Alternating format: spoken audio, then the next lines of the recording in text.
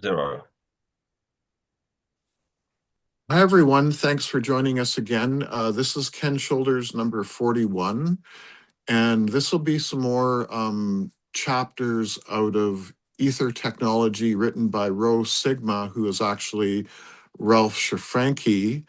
And Ralph Shafranky, for people that don't know, he spent time at Pinamundo, which is actually where Carmen's father was as well, which was the German secret space program, where they actually had anti-gravity craft, the Nazi Flying Bell, which Carmen's father personally saw.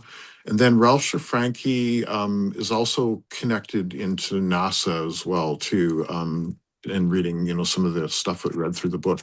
So this is really great stuff on T.T. Brown, just some commentary work on T.T. Brown. I will say that T.T. Brown's work is absolutely pivotal to everything that we talk about because it's the ponder motive force that we can use to create free energy, essentially. And it's sort of an anti-gravity thing because it's continually wanting to fall or in a state of free fall, essentially. And this is all from Paul's work. So thanks, Brendan. You're going to do some reading for us today. Yep. Okay. Thank you, Eddie. Okay, so I'll just read through these 12 pages on T.T. Brown's work. Commentary on T.T. Brown's work.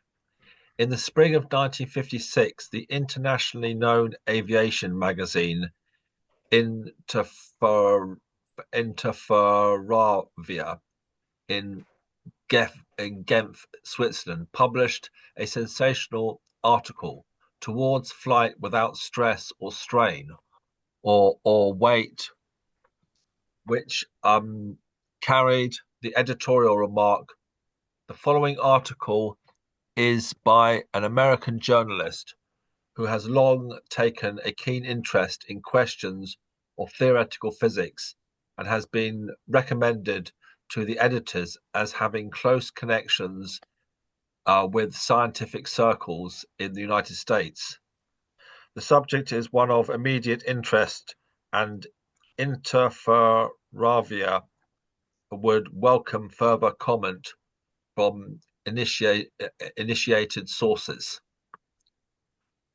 On the first page of this particular article, a photo is displayed with the caption, "The American scientist Townsend T. Brown has been working on the problems of electrogravitics for more than 30 years. He is seen here demonstrating one of his laboratory instruments, a disc-shaped variant of the two-plate condenser."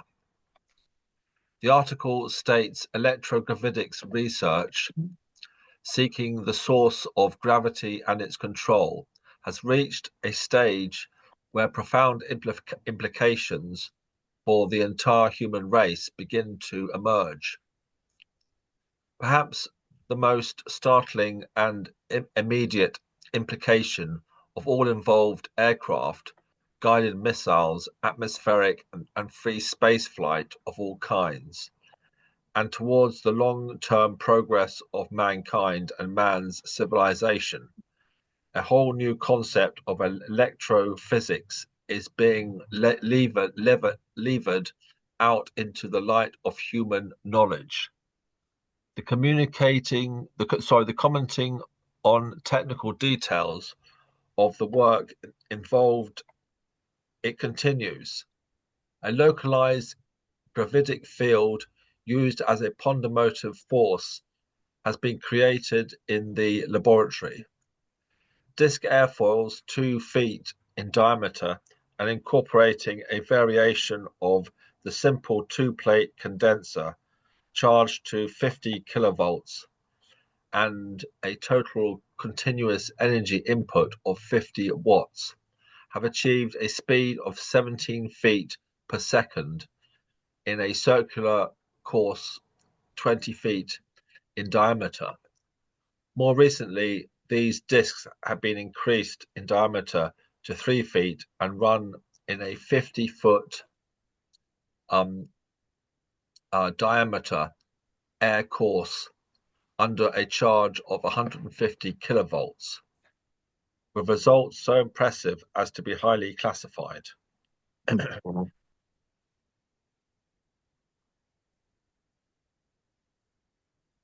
Variations of this work done under a vacuum have produced much greater efficiencies that can only be described as startling.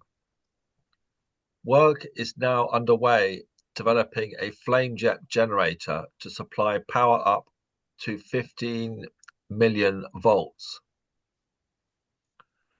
The most successful line of electrogravitics research so far reported is that carried by Townsend T. Brown, an American who has been researching gravity for 30 years.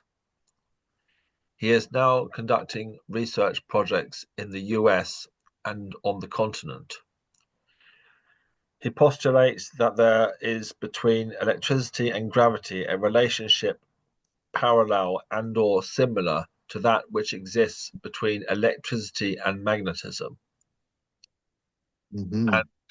And as the coil is the usable link in the case of electromagnetics, so the condenser that links in the case of so is the condenser that link in the case of electrogravitics. Years of successful empirical work have lent a great deal of credence to this hypothesis. The detailed implications of man's conquest of gravity are innumerable. In road cars, trains, and boats, the headaches of transmission of power from the engine to the wheels or propellers would simply cease to exist. Construction of bridges and big buildings would be greatly simplified by temporarily induced weightlessness, etc. The author Cool. finally concludes with the carefully phrased remark, of course, there is always a possibility that the unexplained 3% of UFOs, unidentified flying objects, as the US Air Force calls flying saucers, are in fact vehicles so propelled, developed already, and undergoing proving tests. But by whom? The US, Britain, or Russia? However, if this is so, it is the best kept secret since the Manhattan Project. For this reporter has spent over 2 years trying to chase down work on gravitics and has drawn from government scientists and military experts the world over only the most blank of stares. This is always the way of exploration into the unknown.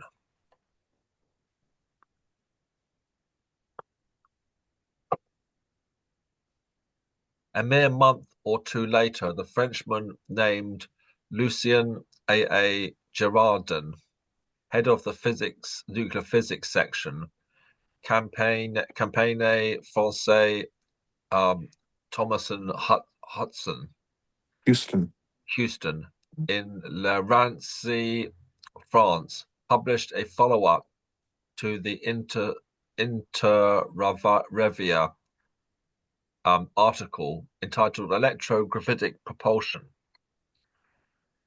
As to the theoretical part of the problem, he says, for propulsion to be ideal, a balance would have to be created on the atomic level.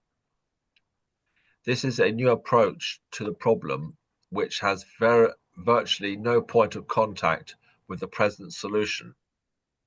It would no longer be a matter of generating a force localized at one point, but a field of inertial forces roughly uniform in the whole of the region around the vehicle.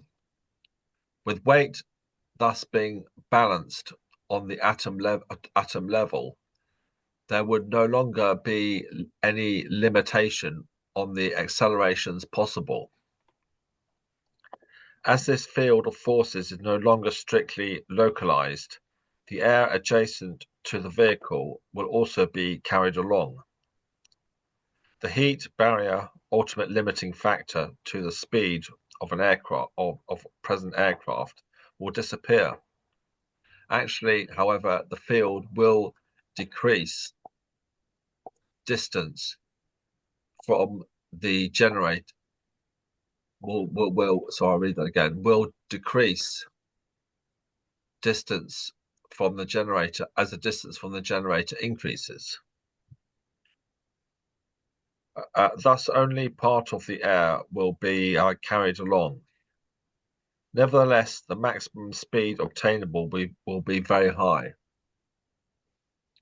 Proceeding then to considerations of nuclear physics, he continues, though electricity neutral in the mean, matter is built up of enormous quantities of negative electricity electrons and positive electricity protons.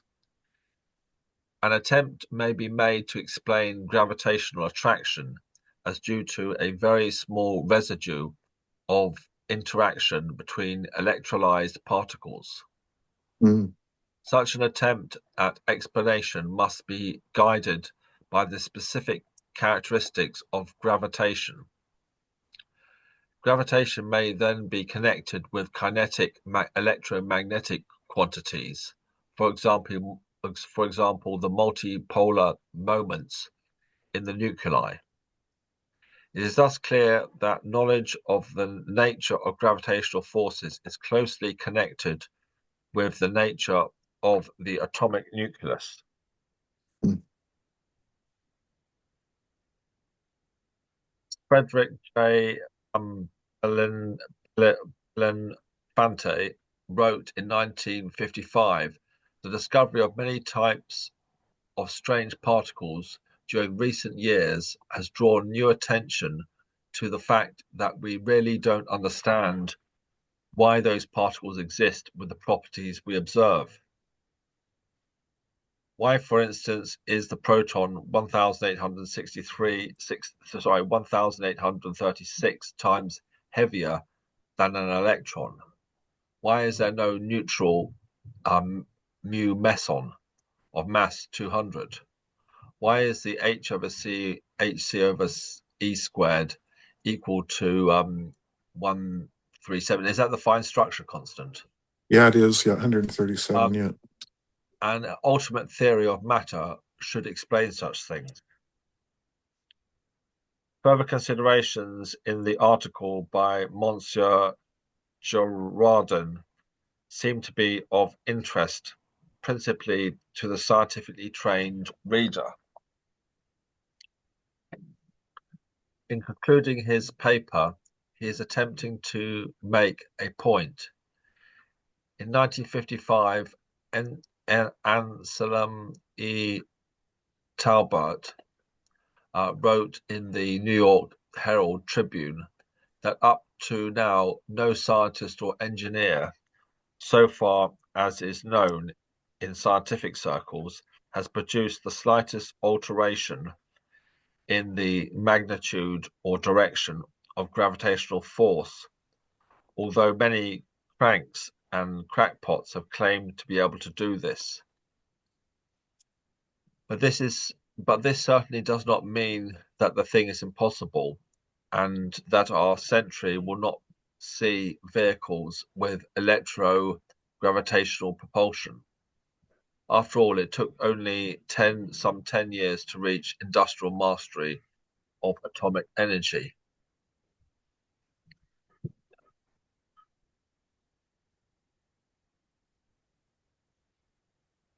When referring to electro-gravitational propulsion, a problem which his company was the first to tackle in the United States, George S. Trimble, vice president of the Glenn L. Martin Company, said, I think we could do the job in about the time that it actually required to build the first atomic bomb, if enough trained scientific brain power simultaneously began thinking about and working towards a solution.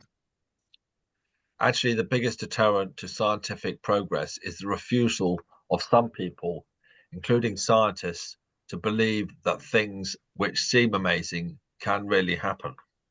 In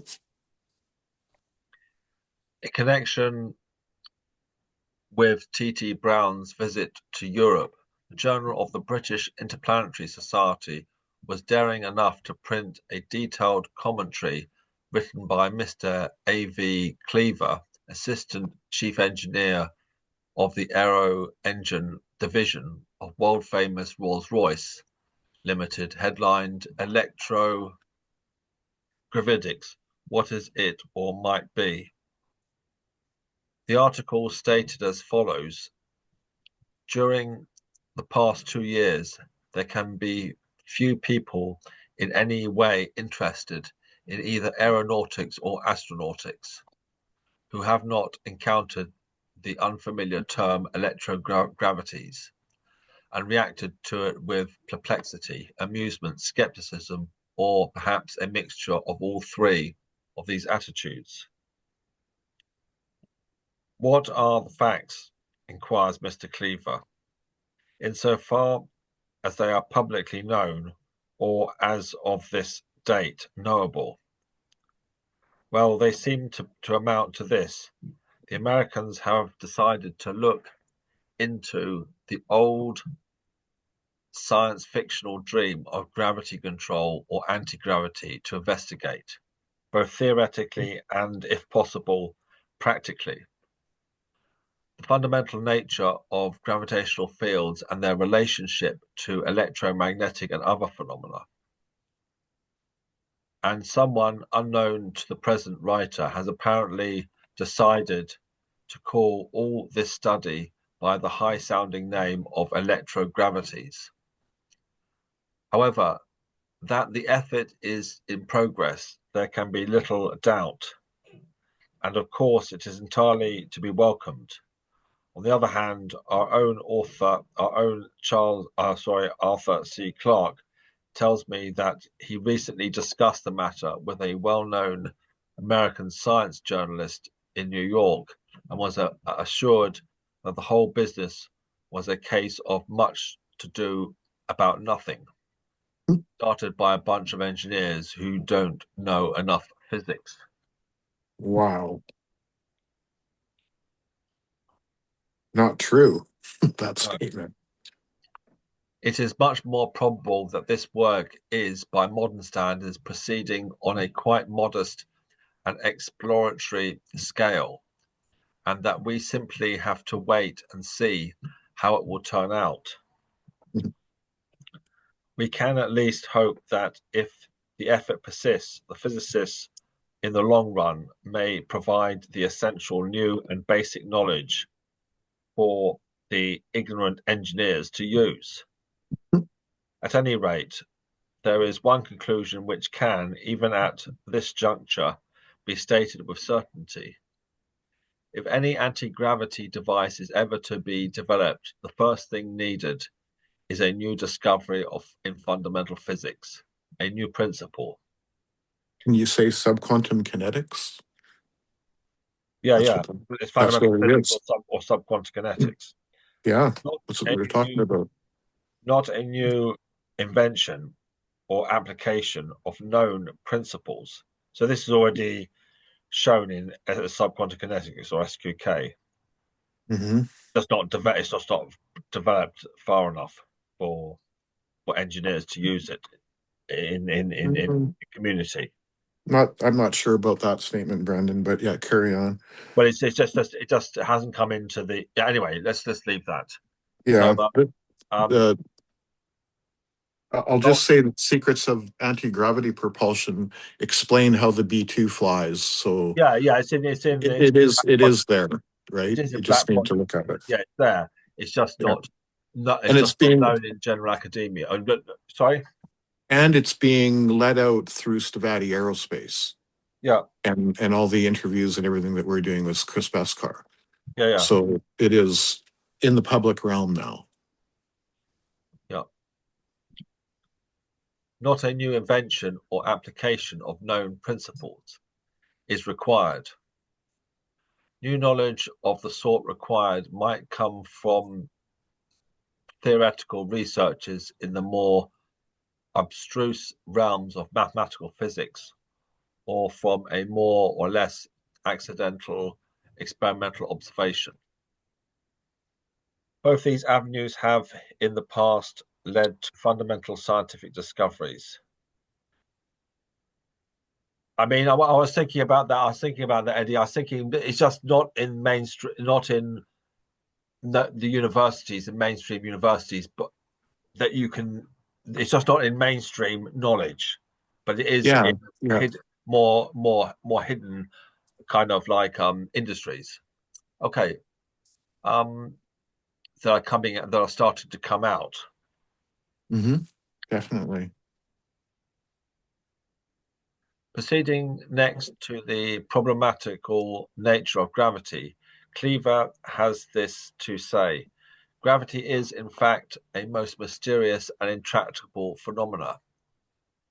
It is perhaps doubtful whether many people, even technically trained people, realize just how true this is or whether they notice the conspiracy of silence with which it is treated in most textbooks. One is almost reminded of the Polynesian? Polynesian taboo or the Victorian attitude of certain things, like sex or certain parts and functions of the body, considered not quite nice.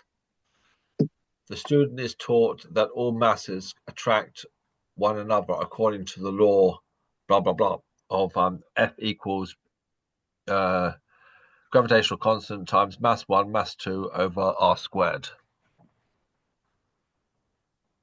D squared. Is it d squared? D squared, well, Yes. r squared. Yeah. You Yeah, say it's the same. Yeah. Yeah. um, he learns that it governs the stability of the universe and the various Newtonian equations which describe its effect as that equation there. Yeah. However, unless he is a very specialized postgraduate student in pure science, he is likely not to be expected to accept the old idea of action at a distance. Mhm. And it is rather improbable that any of his teachers will draw his attention to our complete lack of knowledge of the physical relationship between gravitation and other phenomena, simply because we do know nothing, and the academic world apparently prefers not to advertise the fact. Wow. A great modern physicist, Max Born, once wrote, perhaps when we had a more complete knowledge of the interaction of forces in the atomic nucleus, we should find that gravitation was the result of something left over, a sort of incomplete compensation.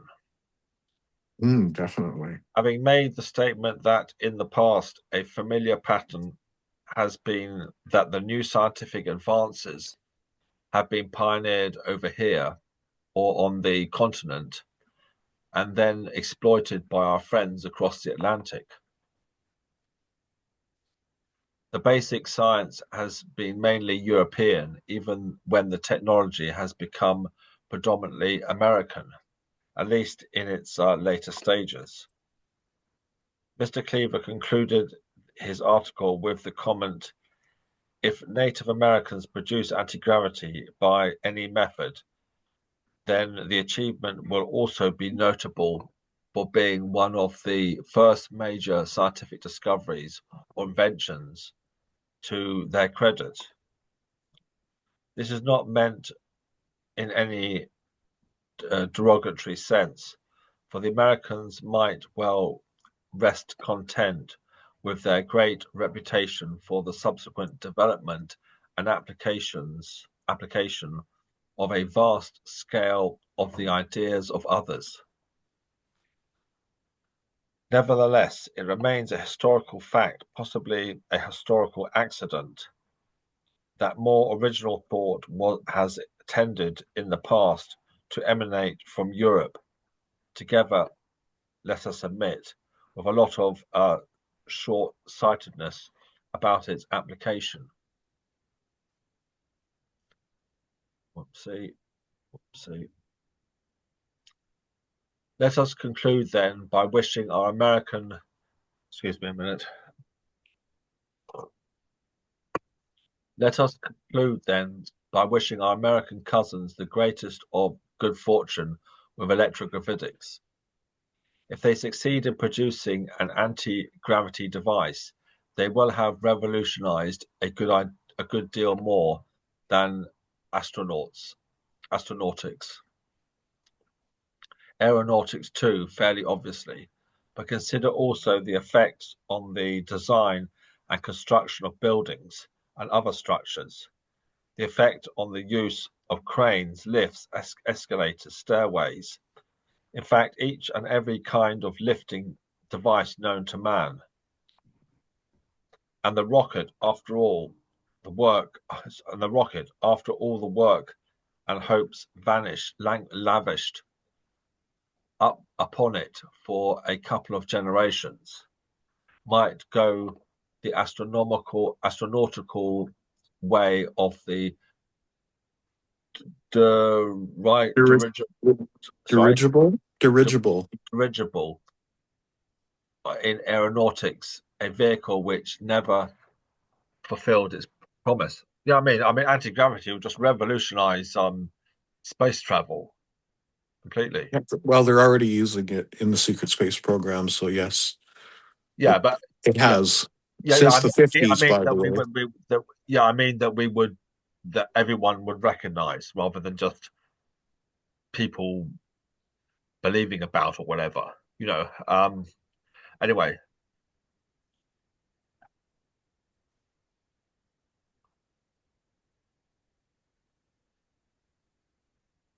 Oh, your um, volume. sorry. You might want to do that again. You lost your volume there for a second, or at least on my end. Can you hear me now? Yep. To render the foregoing more intelligible, yeah, I mean something like a device that you can go out and see and watch, rather than having some high, high security clearance to go and see. You know, that someone can go and see one of these anti-gravitic devices working without having some high security clearance. Okay, to render the foregoing more intelligible, and the reader might well consider the following summary.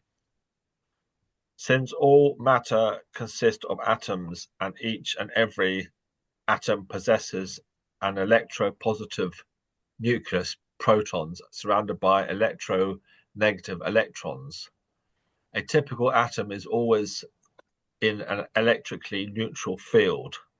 Hmm.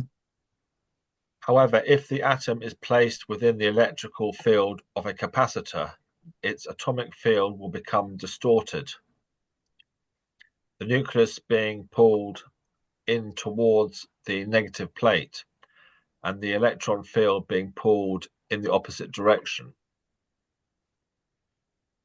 towards the positive plate.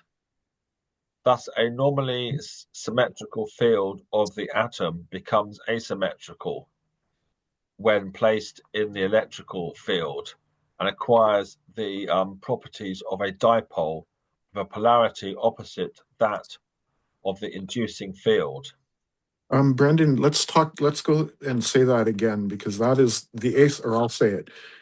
Asymmetry when placed in electrical field and acquires the properties of a dipole with a polarity opposite that of the inducing field. This is ultra important to everything right here. I just wanted to add that. You can carry on.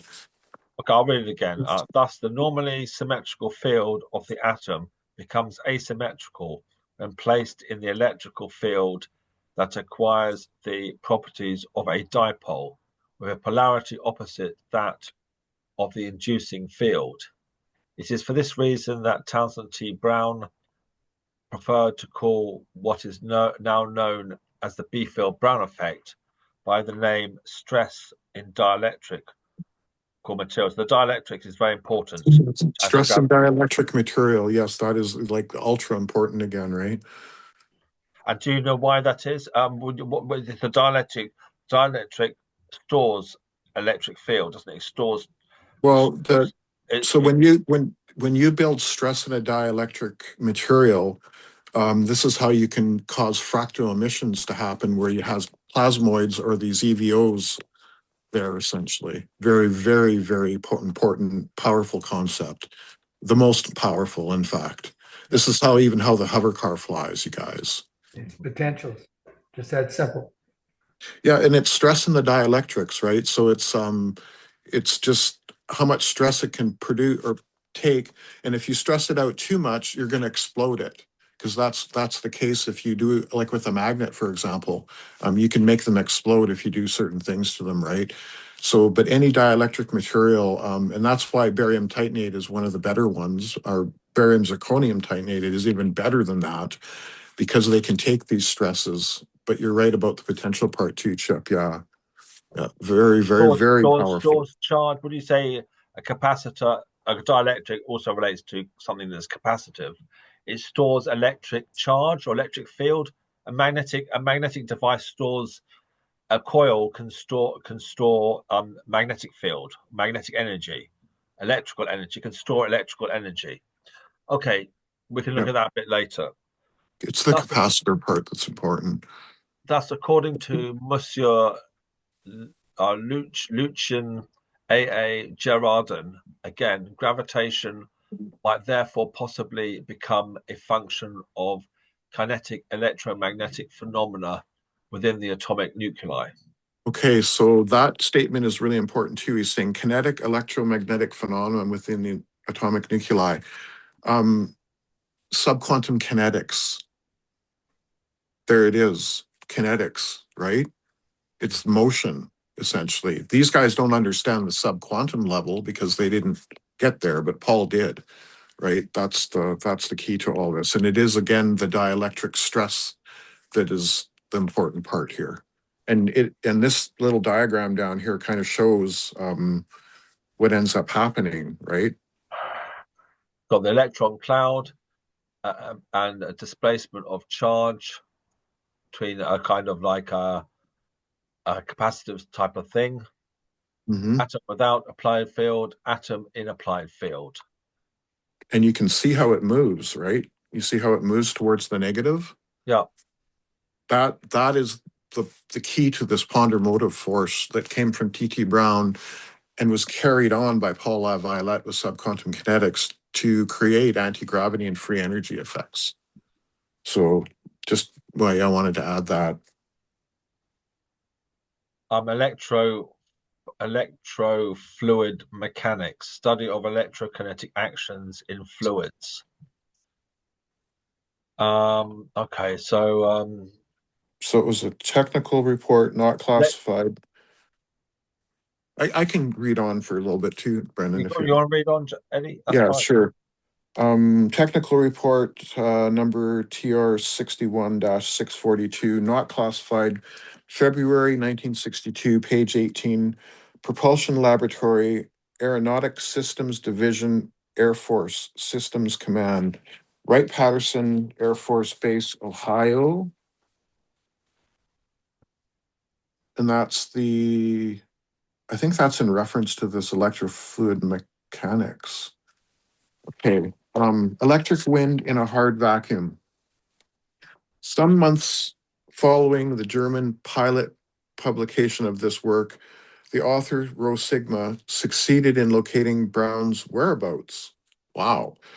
A letter from Townsend Brown, from the Townsend Brown Foundation Limited, Nassau, Bahamas, and dated February 14th of 1973, achieved carrying the following information personally signed by T.T. Brown. Only the introduction and commentary closing passages are omitted. Dear Rho Sigma, you have asked several questions which I shall try to answer. The experiments in vacuum were conducted at the Society of Natural Constru Aeronaut in Paris in 1955, 1956, and in the Bohalsom Labs, Winston-Salem, North Carolina in 1957, 1958, and at the General Electric Space Center at King of Prussia, Pennsylvania, I think, in 1959.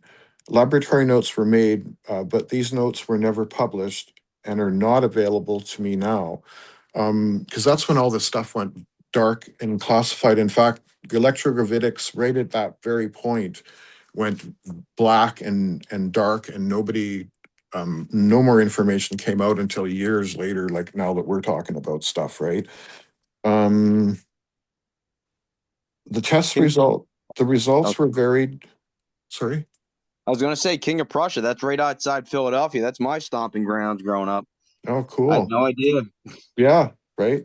I didn't either. I do know one thing though, that in 1958 at Westinghouse, they were called the G Boys, and this is from Frank Chile and a book that was written by can't remember his name right now, but basically they said that's when they cracked this electrogravitic thing, and they actually cracked Maxwell's equations, the proper ones, and that led us to have a road to the stars, basically, as they said. Yeah, Um, again, so Eric Dollard, he is all against Maxwell's equations. I mean, if you go into his math, I mean, he does not go well, into that. it's Well, that's why. Yeah, anyway, yeah, it's Him yeah. second verse. Let's talk about that later. Let's carry on with this. The results were varied depending upon the purpose of the experiment. We are aware that the thrust on the electrode structures were caused largely by the ambient ion momentum transfer when the experiments were conducted in air.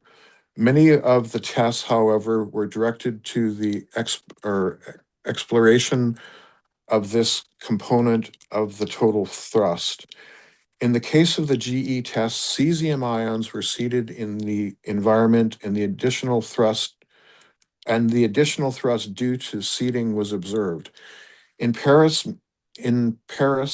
test miniature saucer type airfoils were operated in a vacuum exceeding 10 to the 6 millimeters of can't remember what that is. Mercury. Into the six. Yeah, that's right. Thank you, Into Chip. the six. Is it? Yeah, Is it? What is it? Is it 10 to the 6 or 10 to 6? it's actually 10 to the minus 6, I think. It shouldn't. That's a typographical error there. it's a millitor. Bursts of That's thrust. exactly the millitor pressure. Yep. Millimeters of mercury is just measure pressure. Well, it's in this case, it's measuring vacuum, you guys. So that's why it's a negative.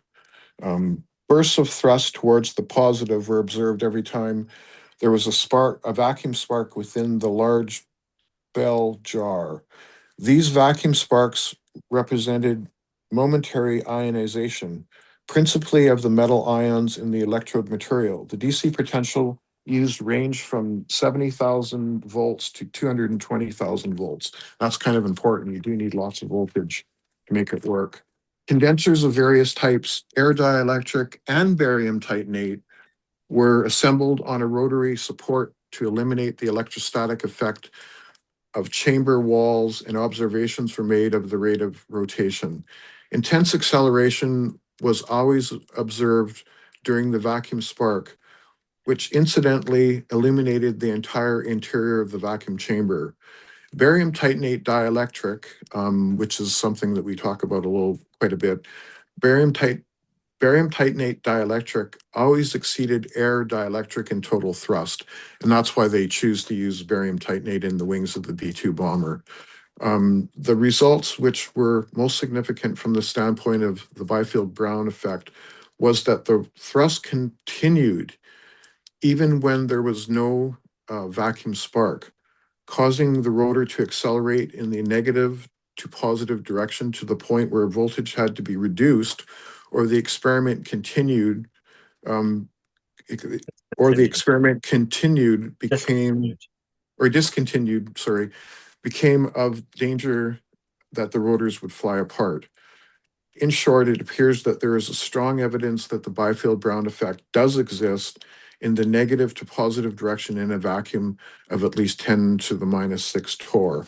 The residual thrust is several orders of magnitude larger than the remaining ambient ionization can account for. And like now we know that this is basically they're using charge That's quite a clusters. serious typographical error. Is that 10? You think it's 10 to the -6? Well, Yeah. it's vacuum, Yeah. so it That's a has to be. micro tour, actually. Yeah. Right? It's very low vacuum. That's a micro tour, is what it is. Yeah. Well, yeah, that actually isn't that low of a vacuum. You can go a lot lower. In vacuum tubes, we draw them down to levels way less than that even.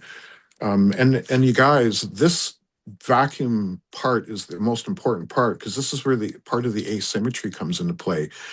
When you apply the DC voltage to bias the medium and have this vacuum, that now you have the asymmetry, and that's like the ultra most important part. Going further in your letter of January 28th, the condenser gravitator, as described in my British patent, only showed a loss of weight when vertically oriented, so the negative to positive thrust was upwards. In other words, the thrust tended to lift the gravitator. Maximum thrust observed in 1928 for one gravitator weighing approximately 10 kilograms was 10 kilodynes at 150,000 volts DC. And again, it's that DC voltage that biases the medium. The gravitators were very heavy, many of them made with molded dielectric of lead monoxide. Monoxide. Okay, Monoxide. so that is another thing like barium titanate, but it's not nearly as effective. Its K number is a lot less. And beeswax and encased in bakelite. None of these units ever floated in the air. There were two methods of testing, either as a pendulum in which the angle of rise against gravity was measured and charted against the applied voltage, or as a rotor 4 feet in diameter on which four gravitators were mounted on the periphery. That's kind of a cool idea, actually, because then you get the torque because the thing's a lot bigger because of the torque arm. This 4 feet, this 4 foot wheel was tested in air and also under transformer oil. So that's kind of like testing it in a vacuum, kind of. The total thrust or torque remained virtually the same in both instances, seeming to prove that the air ionization was not wholly responsible for the thrust observed. Because a lot of people will say that that's air ionization, but there is some of that, but it's not. Voltages used on experiments under oil could be increased to about 300,000 kilovolts, and the thrust appeared to be approximately linear with voltage. So in other words, the thrust went up, but the voltage went up. In sequential years from Subsequent years.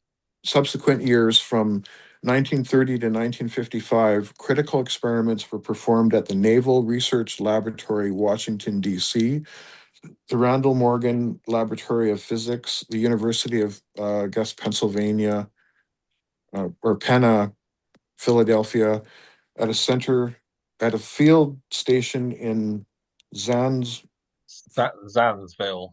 Zanesville, Ohio, and two field stations in Southern California of the torque of multi-segmented rotors contained in high K dielectrics. Multi-segmented. So Multi-segmented. yeah, multi-segmented rotors containing high K dielectric, which is barium titanate, or BZT being a better one. The torque was measured continuously day and night for many years. Large magnitude variations were consistently observed under carefully controlled conditions of constant voltage temperature under oil in magnetic and electrostatic shields, not only underground but at various elevations. These variations recorded automatically on tape were statistically processed, and several significant facts were revealed.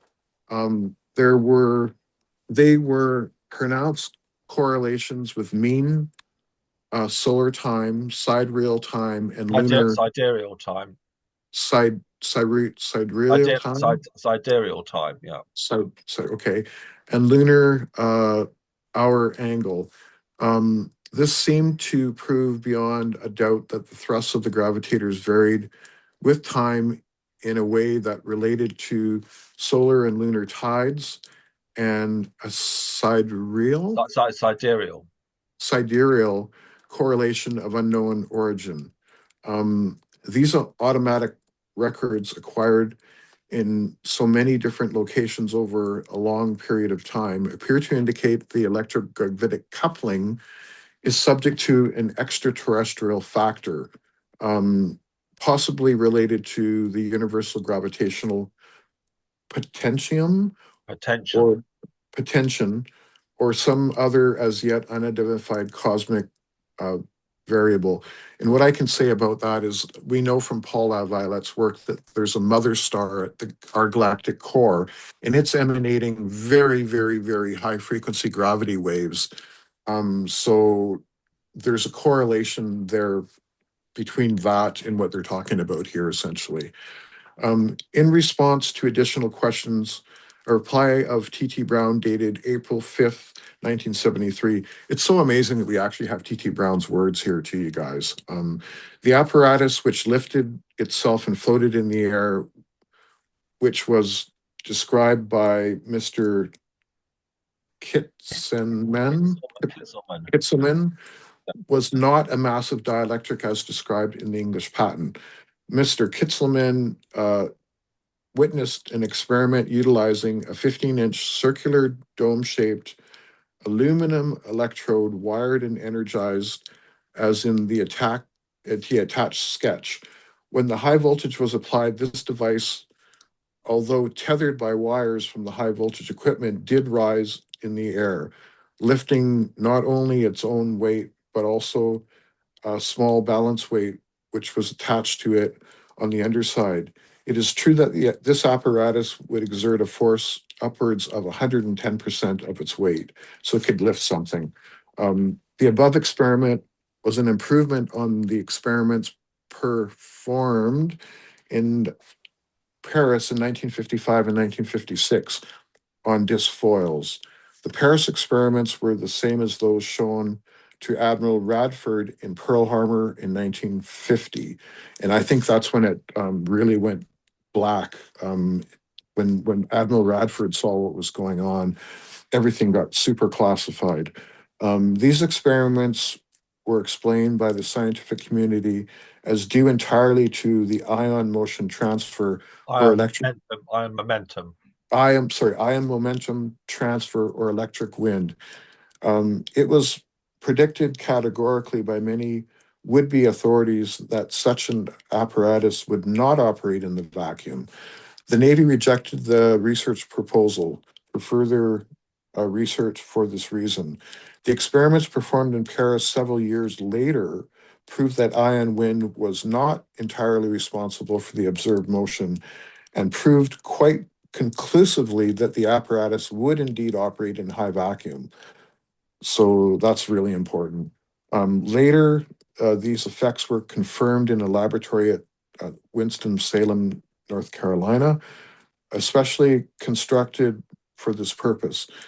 So they built a lab for the purpose. That's wild. Again, continuous force was observed when the ionization in the medium surrounding the apparatus was virtually nil. In reviewing my letter of April 5th, I noticed in the drawing which I attached that I specified the power supply to be 50,000 volts. Actually, I should have indicated that it was 50,000 to 250,000 volts DC for the reason that the experiments were conducted entirely throughout that range and conducted throughout that entire range. The higher the voltage, the greater the force was observed. It appeared that in these rough. So the picture of the apparatus. Yeah. This is the apparatus. It's got the 1960, August 16th of 1960. It says T.T. Brown electrokinetic apparatus. 2949550 is the patent number. The high voltage source is, I've got it highlighted down there in the square box.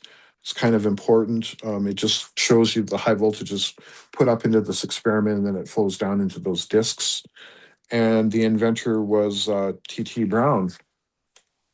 And then the next one is another patent. I don't know if I can read all of this, but Oh, don't um, you just stay, they can look at the screen or whatever. yeah, it's February 20th of 1962. The other one's 1st of June 1965 and 15th of August 1960. Oh, you're okay. January You're looking at all of them. 23rd, I was 1962. I was Okay. gonna So talk a little bit more now that about them. so where we went left off at was it appeared that these rough I'll just get you on the thing. These rough tests. Now you can continue, Eddie. Yeah, that the increase in force was approximately linear with the voltage. In vacuum, the same test was carried out on with a canopy electrode approximately 6 inches in diameter with substantial force being displayed at 150,000 volts DC. So again, the voltage has to be pretty high, that high or higher, really. I have a short strip of movie film showing this motion within the vacuum chamber as the potential is applied. Kindest results, sincerely, Kindest, TT. kindest personal regards, T.T. Brown. Yeah, and in here you see I've got the force indicated as going up. This is the aluminum canopy. The shape is pretty important, actually. Then you see the 3-inch diameter disc electrode negative in the middle there. The unit operates in vacuum at 10 to the minus 6. So there it's written properly, 10 to the minus 6 millimeters of vacuum or mercury. And at the bottom there, it also says plus 50,000 volt power supply to 250,000 volt power supply. But in all aspects, it can be much higher than that because I believe when they fly the B2, they've got about 2 million volts working when they do that. So That's it. Finished. yeah, so very interesting. Does anybody have any questions or comments before we stop the recording? Again, it's super awesome that we have this information, a direct letter from T.T. Brown himself. I'd just like Right. to ask you, Eddie, about the K factor, because the K factor, the dielectric K factor, is very important in Yeah, determining the strength of the anti-gravity, the electrogravity. correct. Yeah. So, what is in a capacitor? A dielectric stores electric charge, electric field, or electric. How do you say it? Electric field or electric charge? Charge. It stores It its charge. stores charge, doesn't it? Yeah. Yeah. Yeah. Exactly. So the K factor is very important. In my papers that we went through originally in this group, almost a year ago now, I think, there's 8 sessions that we go through and we read through stuff. In those papers, K factor is talked about a lot.